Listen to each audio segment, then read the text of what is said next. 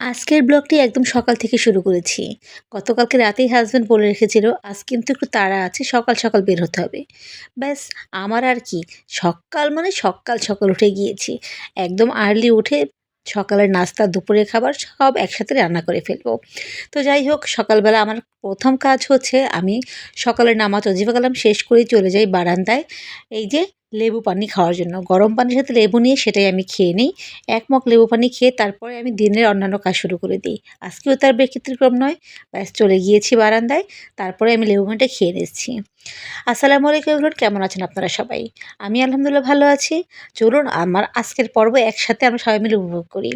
যাই হোক, গতকালকেই মানি প্ল্যান্টের চারাটা লাগিয়েছিলাম। আর এটা আমি কিন্তু দেখেছেন নুডলসের যে কাপ নুডলসগুলো আছে, ওটাকেই টব হিসেবে ব্যবহার করেছি। আসলে অনেক কিছুই আছে যেগুলো আমরা ফেলে না দিয়ে কাজে লাগাতে পারি। যেটাকে বলা হয় রিসাইকেল, তাই না? আর এই মানি প্ল্যান্টের চারাগুলো কিন্তু শুধুমাত্র পানিতেও হয়, মানে মারা যায় না। মাটি ছাড়াও এটা হয়। তো ওইজন্য আমি কিছু চারা কিন্তু আবার দেখছেন বেসিংয়ের উপরে শুধু পানির মধ্যেও রেখে দিয়েছি, একটা কাঁচের সসের বোতলের মধ্যে। তো আমি কিন্তু কোনো রকম টবই ইউজ করি নাই। জাস্ট হচ্ছে নুডলসের কাপ নুডলসের বক্স, সসের খালি বোতল এগুলোকেই ব্যবহার করেছি। তারপরেও কিন্তু মাশাআল্লাহ খুব সুন্দর দেখাচ্ছে। যাই হোক, এদিকে কিন্তু দুপুরে রান্নার জন্য চলে আসছি আমি।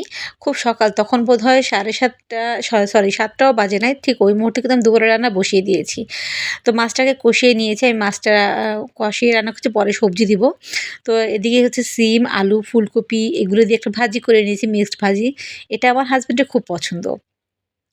যাই হোক, সকালের নাস্তা-বাস্তা শেষ করলাম। আবার দুপুরের খাওয়া-দাওয়া জলদি, জলদি খেয়ে নিচ্ছি। কারণ দুপুরে খাওয়া-দাওয়া করে আবার আমি কিছু ডাক্তারের কাছে যেতে হবে।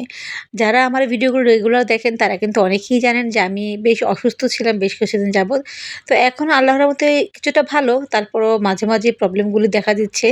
তাই আজকে একটু আবার ডাক্তারের কাছে যাচ্ছি। তো অলরেডি যে বের হয়ে গিয়েছি। দুপুরে লাঞ্চ করেই কিন্তু আমি অলরেডি ডাক্তারের কাছে বের হয়ে গেলাম। তো যাই হোক, আমি বাস থেকে নেমে রিক্সায় উঠেছি। তো এই টাইমটা রাস্তাটা একটু ফাঁকা, ফাঁকাই আছে। সম্পূর্ণ রাস্তাটা একটু ফাঁকা, যানজট নাই।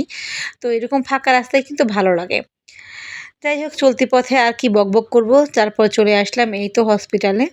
তো যেহেতু বিকেলে ডক্টর বসবে ৩টার দিকে, তো আমি ৩টার তখন ১৪ কি ১৫ বাজে ওই টাইমে ঢুকে গিয়েছি।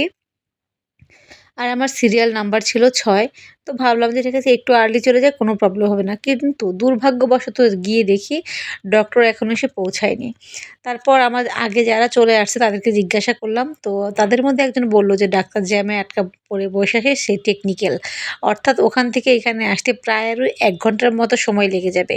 আমি তো মাথায় হাত দিয়ে বসে পড়লাম, কি আর করব। তারপর আর কি করার, রাস্তায় হাঁটাহাঁটি পায়চারি করতেছিলাম যে সময়টা পার করার জন্য।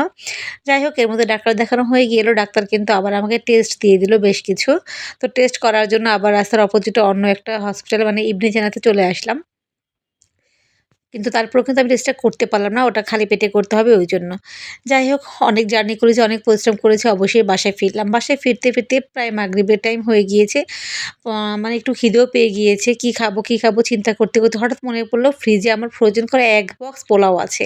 তো ব্যাস চট করে বুদ্ধি করে ফেললাম, পোলাওটা দিয়েই আমি কিন্তু ফ্রাইড রাইস করে নিলাম। একটু গাজর, একটু চিংড়ি, একটা ডিম দিয়ে মানে sauce, soya sauce, tomato sauce সব ধরনের সস একত্রিত করে দেখেন কত সুন্দর একটা ঝরঝরে ফ্রাইড রাইস হয়ে গিয়েছে। আমার তো মনে হয় মানে রেস্টুরেন্টের ফ্রাইড রাইসটাও এটার স্বাদকে হার মানাবে। তো যাই হোক, ভিডিওটি কেমন লাগলো অবশ্যই জানাবেন। ভালো থাকবেন সবাই।